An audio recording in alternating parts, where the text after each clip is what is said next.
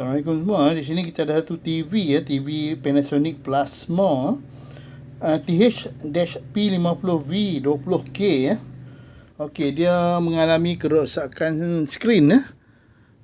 Dia punya skrin ada problem dekat buffer bawah tu, ada berkarat, mungkin kena air.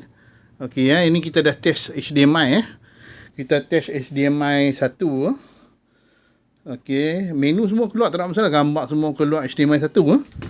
Okey, ini dia punya board yang kita nak niagakan. Okey, saya dah tulis tarikh hari ni 2/1/22 ni ya.